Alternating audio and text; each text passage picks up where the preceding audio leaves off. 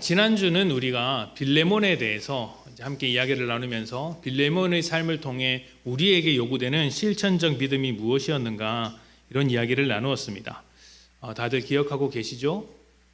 하나님의 나라, 하나님의 영광, 복음이라는 가치를 위해 나의 당연한 권리를 내려놓는 것, 하나님 나라를 위해 당연하지만 또 정당하지만 나의 권리를 내려놓을 수 있는 자리까지 가야 하는 것이 실천적 그리스도인들, 실천하는 믿음의 한 모습이라고 말씀을 드렸습니다. 자기를 주장해야 살아남는 이 세상에서 자신의 권리를 포기하는 것, 그것도 당연하고 마땅한 권리를 포기하는 것은 대단한 용기와 결단이 필요한 일일 것입니다. 우리는 우리에게 주어진 이 권리들을 사용할 수 있지만 하늘 영광을 포기하고 내려오신 그리고 우리를 위해 십자가를 지신 예수님께서 하나님의 자녀인 우리들의 본이 되시기 때문에 예수님을 따라 얼마든지 기쁜 마음으로 나의 권리를 내려놓을 수 있어야 합니다. 그렇다고 마냥 바보같이 호구 잡혀서 살라는 것은 아니죠. 권리를 사용하는 것 자체를 나쁘다고 평가할 수는 없습니다. 그건 당연히 가질 수 있는 것이죠. 나의 권리니까요. 특히 우리가 그냥 권리를 포기하게 되면 세상은 그 순간을 놓치지 않고 우리를 뜯어먹기 위해 득달같이 달려들 것입니다. 그래서 자기의 권리를 지키는 것은 현명한 것이죠. 다만 내 권리보다 더 중요한 하나님 나라의 가치를 위해서 기쁜 마음으로 그리고 자발적으로 권리를 포기하는 것입니다. 이런 정신을 우리는 순교적 정신이라고 부릅니다. 수많은 그리스도인들이 하나님 나라를 세우기 위해 순교적 정신으로 살아왔습니다. 지금도 순교적 정신으로 세계 곳곳에서 하나님 나라를 세워가는 사람들이 많이 계시죠. 대표적으로 선교사님들이 그런 사람 중에 하나일 수 있고요. 또 목회자들도 그런 사람들 중에 하나라고 할 수 있겠죠. 물론 여러분들도 순교적 정신으로 살아가는 사람들 중에 한 사람입니다. 목소리를 높이면서 얼마든지 나를 주장할 수 있지만 인내해야 하는 순간이 참 많지 않습니까? 그래도 가정에서 직장에서 그래도 내가 믿으니까 믿는 내가 좀 더 참아야지라고 생각하신다면 그게 순교적 정신으로 사는 것입니다. 잘하시는 것이죠. 여러분의 순교적 정신이 가정과 또 직장을 하나님의 나라로 변화시켜 갈 것입니다. 조금은 더딜지 몰라도 하나님이 일하고 계시다는 것을 신뢰하면서 이 정신을 잃어버리지 않았으면 좋겠습니다. 자, 오늘은 이러한 빌레몬의 이야기에 이어서 오네시모가 보여준 실천적 믿음에 대해서 살펴보고자 합니다. 성경은 복음과 교회를 중심으로 기록되었기 때문에 몇몇 사람을 제외하고는 여러 사람에 대한 정보가 그렇게 많지는 않습니다. 오늘 우리가 다룰 오네시모도 그렇게 많은 정보를 가지고 있지 않은데요. 그래도 짧은 말씀들을 재구성하면서 그의 삶을 한번 추적해 보도록 하겠습니다. 오네시모는 사업가이자 골로새 교회의 지도자였던 빌레몬의 노예였습니다. 노예였죠. 오네시모는 언제부터 노예였는지는 알 수 없습니다. 태어나면서부터 부모가 노예여서 오네시모도 노예로 태어났는지 아니면 중간에 팔려왔는지에 대한 정확한 기록이 남아있지 않습니다. 다만 사업을 하던 빌레몬을 도와주었기 때문에 빌레몬이 오네시모의 능력을 보고 사온 것이 아닌가 이런 생각을 이제 하게 됩니다. 지난주에 말씀드린 대로 당시의 노예 제도를 지금의 관점으로 보면 좀 곤란하죠.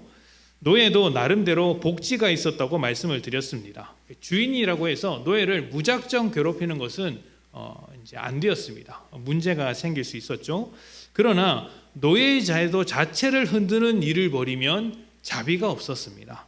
왜냐하면 이 노예 제도라는 것은 로마 시대의 경제를 떠받치고 있었던 아주 중요한 제도였기 때문이죠. 그래서 노예가 주인에게 위해를 가하거나 노예가 함부로 자기 마음대로 도망을 치게 된다면 그 노예는 반드시 추적해서 처벌하도록 되어 있습니다. 그리고 그 처벌도 오롯이 주인에게 맡기죠.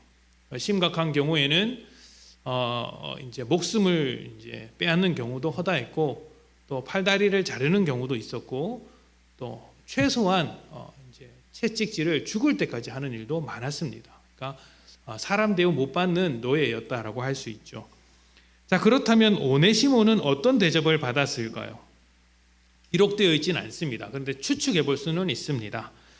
오네시모는 사업가였던 빌레몬의 집안에서 재정과 회계를 다 도맡아 했던 노예로 이제 보고 있습니다. 가정과 사업의 아주 중요한 부분을 맡길 정도였죠. 그렇다면 이제 로마 시민, 자유민의 수준은 아닐지라도 그래도 나쁘지 않은 대우를 받고 있었을 것입니다. 게다가 그 집안의 재정을 다 맡길 정도이니까 빌레몬은 오네시모에게 상당한 신뢰를 보냈을 것이라고 볼 수 있습니다. 그런데 바울이 보낸 이 빌레몬서에는 오네시모와 빌레몬의 관계가 그렇게 긍정적이게만 기록된 것은 아닙니다. 굉장히 위험하고 심상치 않은 관계다라는 것을 추측해 볼 수가 있죠. 자, 빌레몬서 1장 11절 말씀, 그리고 빌레몬서 1장 18절 말씀 두 구절을 한번 보도록 하겠습니다. 11절을 함께 읽어볼까요? 자, 시작. 그가 전에는 내게 무익하였으나 이제는 나와 내게 유익함으로. 아멘. 자, 그리고 18절 말씀을 한 번 더 봅시다. 그가 만일 내게 불의하였거나 내게 빚진 것이 있으면 그것을 내 앞으로 계산하라. 아멘. 자, 오네시모의 뜻이 무엇인지 아십니까?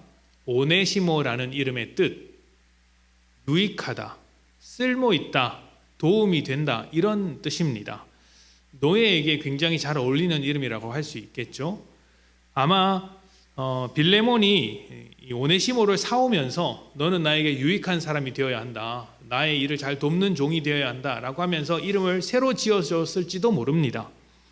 그런데 바울이 오네시모를 어떻게 평가하고 있냐면 빌레몬 당신에게 무익한 사람이었다.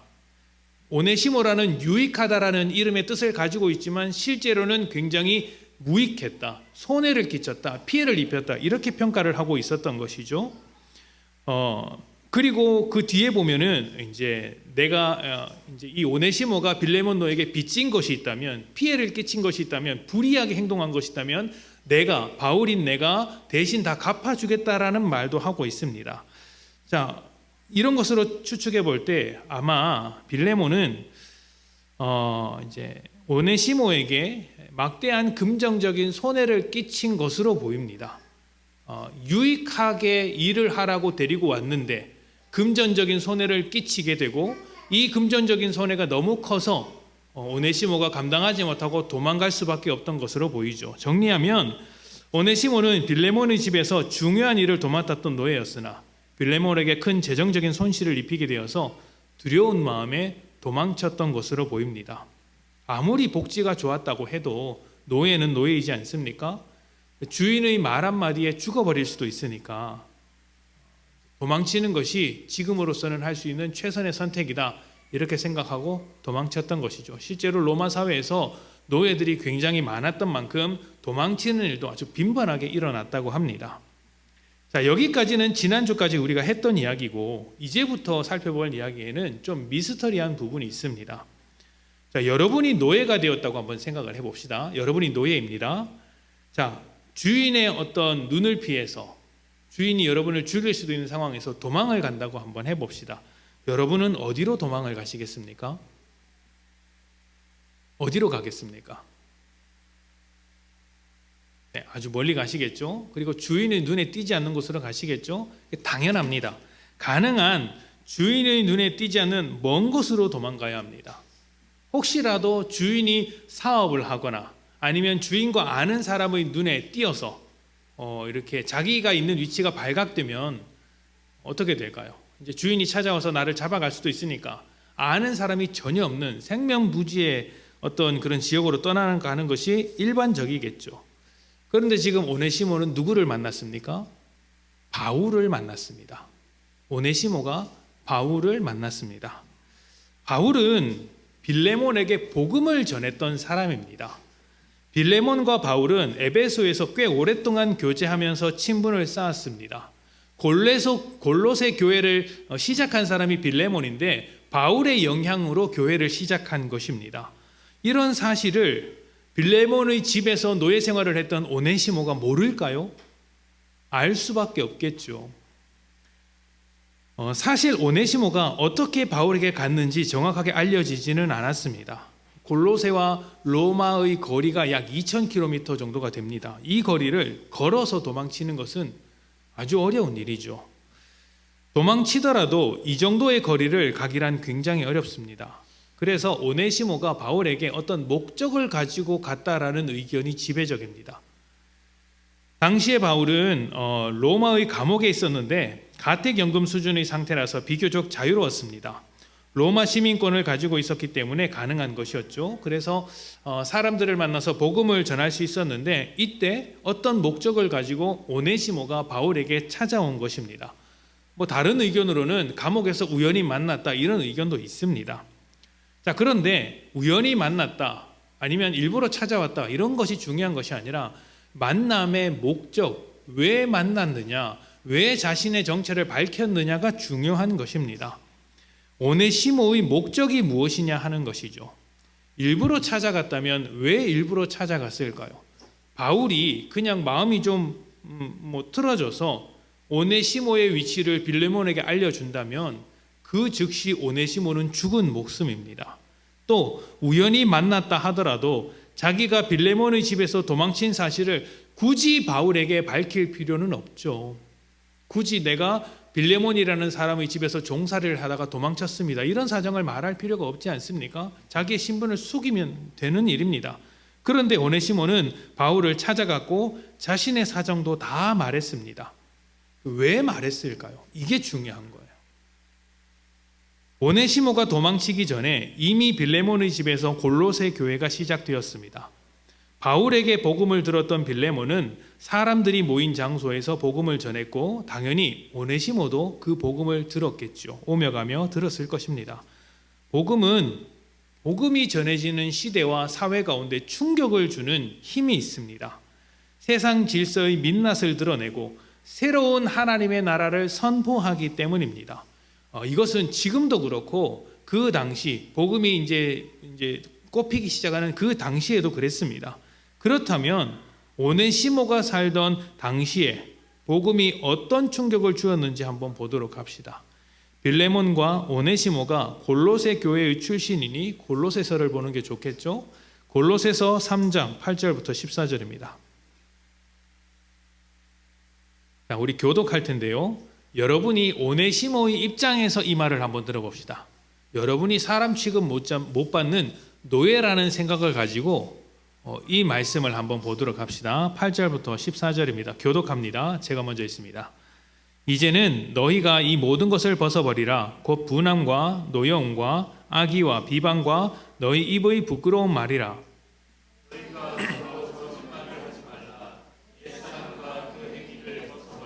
새 사람을 입었으니 이는 자기를 창조하신 이의 형상을 따라 지시기까지 새롭게 하심을 입은 자니라.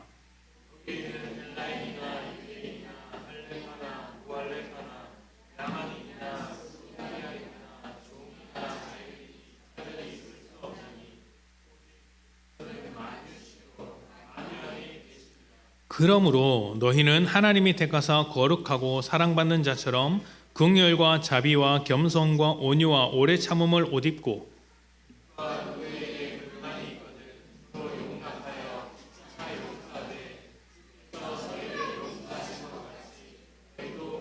함께 있습니다. 이 모든 것 위에 사랑을 더하라. 이는 온전하게 매는 띠니라. 아멘. 자, 사실 골로새서는 오네시모가 빌레몬의 집에서 도망칠 때 쓰여진 편지는 아닙니다. 나중에 오네시모가 이 편지를 들고 골로새 교회에 찾아가죠.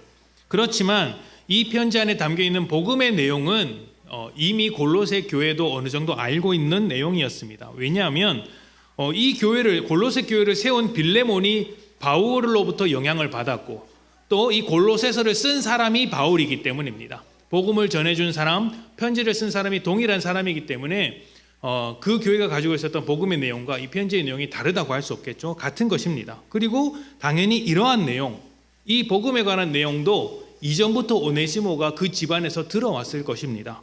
어떤 내용이었죠? 믿는 자는 하나님의 형상을 따라 새로운 사람이 되는데 이 변화에는 아무런 차별이 없습니다. 헬라인이나 유대인이나 무할레파나 야만인이나 할레파나 수구디아인이나 아무런 차별이 없죠. 그리고 종이나 자유인도 제약이 없습니다. 차별이 없습니다. 누구나 상관없이 똑같은 하나님의 형상이라고 선언을 하고 있습니다. 참 놀라운 말씀 아닙니까? 여러분이 이 말씀에 아무런 감동을 느끼지 못하고 있다면 여러분은 그래도 굉장히 좋은 세상에서 살고 계신 것입니다. 이런 차별이 없다라는 이 내용이 당연한 것으로 받아들여지고 있는 사회 안에서 살고 있기 때문에 큰 감동이 없는 거예요. 그런데 지금 오네시모는 노예입니다. 주인의 말 한마디에 목숨이 날아갈 수 있는 노예입니다. 사람 취급 못 받는 일도 당연하게 생각했던 것이죠. 이게 여러분 잘못된 일인데 어쩔 수 없다. 나라의 제도니까 잘못된 일이지만 내가 이것을 감수하고 살아야 한다. 이런 개념이 아니라 그냥 당연한 일인 거예요. 자연의 섭리인 거예요. 저 사람은 왕이고 귀족이고 나는 노예이다. 이건 자연의 섭리인 거예요. 그냥 받아들이고 사는 거예요. 이상하다라는 생각을 전혀 안 하는 상태예요. 그런데 모두가 당연하게 여기는 이 세상의 질서를 무엇이 깨트리고 있냐면 복음이 깨트리고 있는 거예요. 그리고 하나님 나라의 질서, 모든 사람이 하나님의 형상으로서 차별이 없다. 누구나 하나님의 형상으로서 새로운 사람이 될 수 있다는 완전히 새로운 질서를 선언하고 있는 것입니다. 그리고 이렇게 새로운 질서로 살아가는 사람들은 어떻게 하죠? 이후에 말씀이 나오는 대로 서로 긍휼하고 자비하며 오래 참고 불만이 있어도 서로 용납하고 용서합니다. 그리고 이 모든 것 위에 사랑을 더하라고 했습니다. 여러분, 노예들이 이러한 생각을 해본 적이 있을까요? 로마 사회에서 누군가를 용납하거나 용서한다는 것은 정의로운 일이 아니었어요. 비겁한 일이었어요. 내가 저 사람을 용서해 준다 이렇게 말하는 건요, 착하고 도덕적인 일이 아니라 비겁한 일이었어요. 왜 저 사람이 잘못을 지었는데 왜 용서를 해 주어야 하냐? 왜 저 사람은 잘못을 했는데 그냥 넘어가냐? 죽여야지. 이게 정의로운 일이었어요. 요즘 우리가 살아가는 세상 가운데 누구 하나 잘못하면 온 나라가 이렇게 달려들어서 그 사람을 이제 여론몰이하고 죽이려고 하고 있지 않습니까? 저는 이 로마 사회를 보는 것 같습니다. 잔인한 사회죠. 법과 정의를 세우기 위해 사람 목숨을 이제 뜯어먹는 사회 같아서 좀 두렵습니다. 그런 게 너무 당연하게 여겨지고 있는 사회 같아서 좀 속상한데, 하나님 나라는 그런 사회 속에서 충격을 전해주는 거예요. 아니다. 누구나 똑같다. 그렇기 때문에 용납하고 용서해야 한다. 이렇게 이야기를 하고 있는 것이죠. 주인이 노예를 용서할 이유가 있을까요? 없습니다. 전혀 없습니다. 노예가 주인에게 해를 끼치는데 어떻게 용서를 합니까? 그건 당연한 일인 거예요. 벌을 주는 건 당연한 일인 거예요. 그렇게 하지 않으면 주인으로서 정의롭지 못하고 이렇게 도덕적이지도 않은 행동으로 평가를 받았던 거예요. 그런데 복음은 용서하는 것을 넘어서 사랑으로 하나가 되라고 말을 하고 있습니다. 주인과 노예가 사랑으로 하나 된다는 말이 오네시모에게 얼마나 놀랍게 들렸을까요? 빌레몬의 집에서 도망친 오네시모는 그 집에서 들었던 복음을 떠올렸습니다. 아직 예수를 믿고 있는 것은 아닙니다. 예수를 믿고 있는 것은 아니지만 그가 들었던 복음이 사실이라면 자신의 실수를 덮고 새로운 인생을 살아갈 수 있겠다는 기대감이 생겼습니다. 그래서 바울을 찾아간 거예요. 바울을 만난 오네시모는 복음을 듣고 그 자리에서 예수를 믿습니다. 바울이 오네시모를 보고 감옥에서 낳은 아들 이렇게 표현을 하는데, 이러한 아들이라는 표현은 바울이 복음을 전하고 양육했던 어떤 젊은 청년들을 보통 아들이라고 이야기합니다. 대표적으로 디모데가 그렇죠. 자, 그리고 무익했던 그가 이제 복음의 사역에 유익한 사람이 되었다 이렇게 평가를 하고 있어요. 하나님의 형상을 따라 복음의 능력으로 완전히 새로운 사람이 된 것이죠. 자, 그런데 여기까지 해서 이야기가 딱 끝나면 좋겠지만 이제 본격적인 이야기는 지금부터 시작됩니다.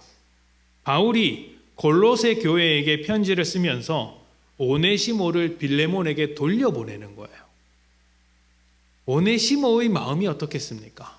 이제 로마에 와서 바울을 만나 사람 취급을 받고 있는데 다시 빌레몬의 집으로 가야 합니다. 그것도 자신이 해를 끼쳤던, 자신이 막대한 피해를 입혔던 주인의 집으로 되돌아가는 것입니다. 예수를 믿고 변화는 되었지만 예전의 잘못을 기억하고 있는 주인에게 찾아가야 하는 이 상황이 달가올 리가 없겠죠. 법대로 하면 자기는 죽어야 하기 때문입니다. 어떻게 보면 자신을 골로새로 돌려보내는 바울이 원망스러울 수도 있고 또 자신을 기다리고 있는 그 빌레몬에게 두려움을 느낄 수도 있을지 모릅니다. 충분히 이 두려운 상황에서, 힘든 상황에서 오네시모는 또 한 번 도망가기를 선택할 수도 있습니다. 이미 한 번 도망간 전력이 있지 않습니까? 한 번 했는데 두 번 못할 리가 없죠. 지금 빌레몬에게 갔다간 법에 따라서 죽음을 당할 수도 있고 최소한 채찍질을 죽을 때까지 맞을 수도 있습니다. 로마의 기록에 따르면 팔다리가 잘려가는 일도 많았다고 하고요. 우리가 생각하는 것보다 훨씬 더 심각한, 정말 주인이 마음대로 처벌해도 될 만큼 이렇게 주인에게 막강한 권력이 있었기 때문에 가는 즉시 죽어도 할 말이 없는 상황이었죠.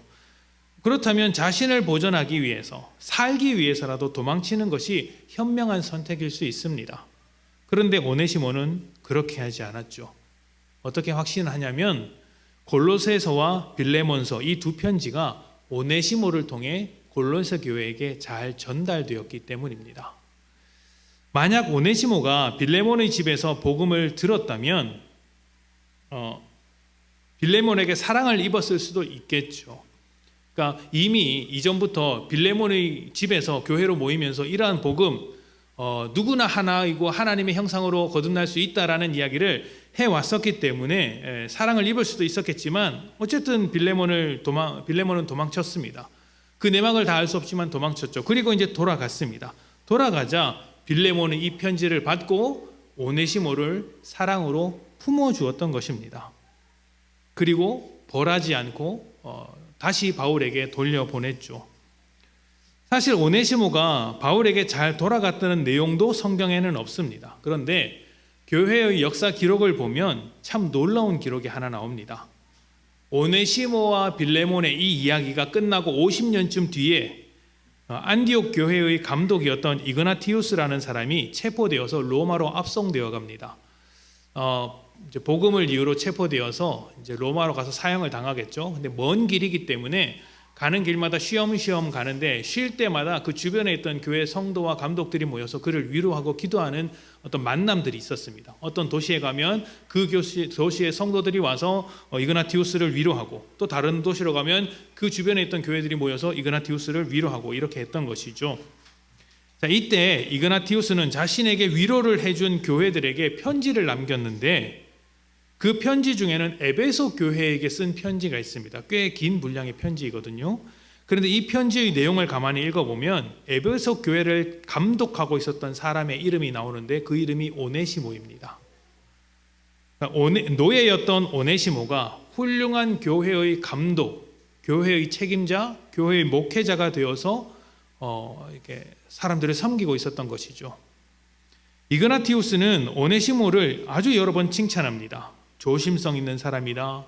그리고 침묵을 지키는데 아주 진중한 태도를 존경한다. 이렇게 기록되어 있습니다. 그리고 성도들에게 주님이 보내신 사역자이니 존중해 줄 것을 당부합니다.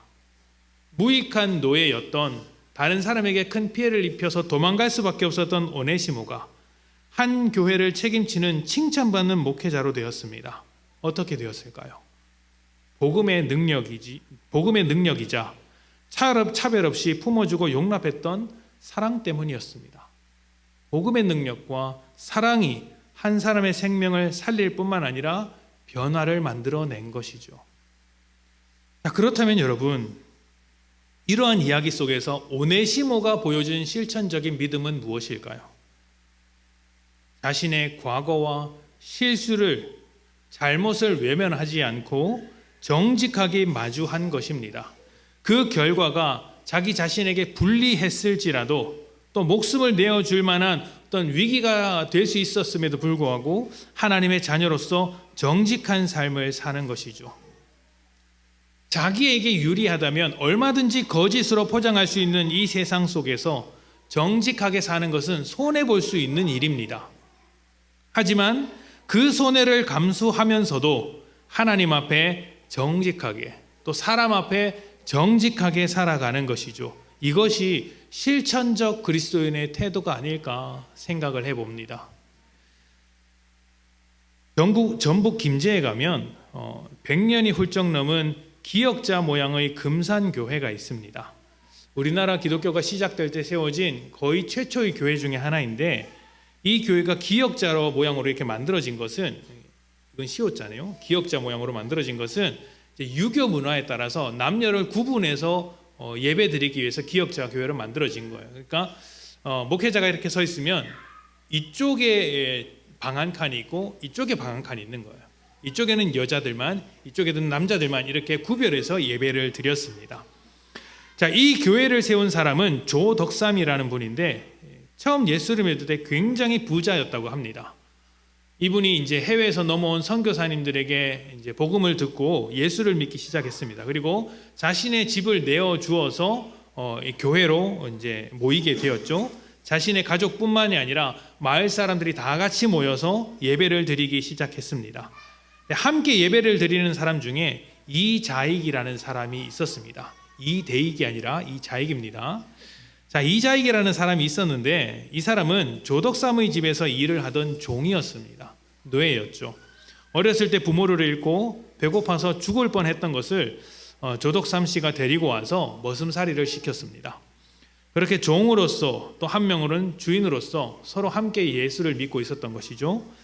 자, 어느 날 이 교회에 사람들이 점점 더 많아져서 장로를 선출해야 할 필요성을 느끼게 되었습니다. 사람들은 당연히 조덕삼 씨가 장로가 될 것이라고 생각을 했어요. 왜냐하면 제일 먼저 예수를 믿은 사람이고 자신의 집과 재산을 내어주기까지 사람들을 섬기고 있었고 훌륭한 인품으로 칭찬받았기 때문입니다. 그런데 투표를 해보니까 결과는 예상과 전혀 다른 방향으로 흘러갔습니다. 노예였던 이자익 씨가 최초의 장로로 선출된 거예요.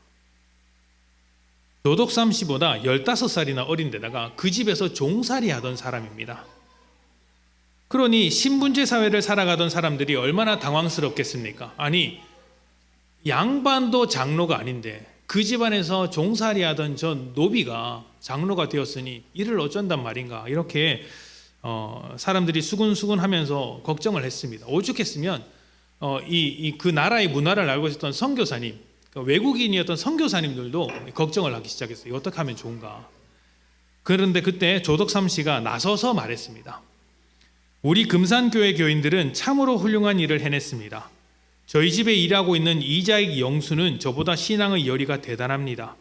참으로 감사합니다. 나는 하나님의 뜻을 겸허히 받아들여 이자익 장로를 잘 받들고 더욱 교회를 잘 섬기겠습니다.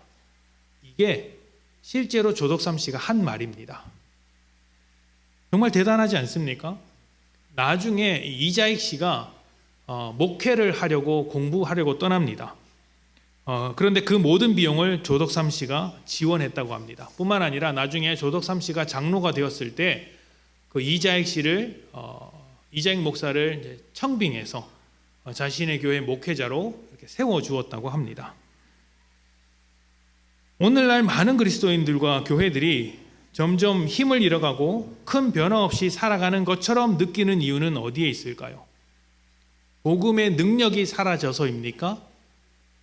아닙니다. 하나님 나라와 질서를 가진 복음은 언제든지 세상의 질서를 이깁니다. 그렇다면 어디에 문제가 있을까요? 우리가 하나님의 뜻을 따라, 하나님의 말씀을 따라, 복음을 따라 실천하지 않아서 그렇습니다. 세상과 똑같은 질서를 살면서 어떻게 하나님의 능력을 기대할 수 있겠습니까? 복음으로 살지 않고 믿음을 실천하지 않아서 우리 삶에 변화가 일어나지 않는 거예요. 빌레몬과 오네시모가 보여준 모습이 지구 반대편에서 조덕삼과 이자익 씨에게서 똑같이 나타났습니다. 무엇 때문일까요? 지구 반대편에서 어떻게 똑같은 일들이 수천 년의 시간을 지나서 일어나게 되었을까요? 복음의 능력 때문이죠. 세상의 질서를 깨트리는 복음의 능력 때문입니다. 우리가 이러한 복음의 능력을 믿는다면 삶으로 실천하면서 살아야 하지 않겠습니까? 자신의 정당한 권리를 포기했던 빌레몬처럼, 그리고 목숨을 포기할 수 있었던 불리함에도 불구하고 정직했던 오네시모처럼 믿음을 실천하면 그 복음의 능력이 이 세상을 변화시켜 갈 수 있는 것이죠. 자신에게 유리하기만 하다면 아무런 부끄러움 없이 거짓을 선택하는 이 세상 속에서 정직하게 복음의 능력으로 살아내도록 합시다. 자기를 주장하며 권리를 내세우는 이 세상 속에서 예수를 따라 믿음으로 권리를 포기하는 자리까지 가도록 합시다. 그렇게 될 때 우리의 믿음을 통해 복음의 능력이 하나님의 나라를 세워갈 것입니다. 실천하는 믿음으로 단단해지셔서 이 세상을 변화시키는 열사랑교회 성도님들이 되시기를 축복합니다. 아멘. 함께 기도합시다.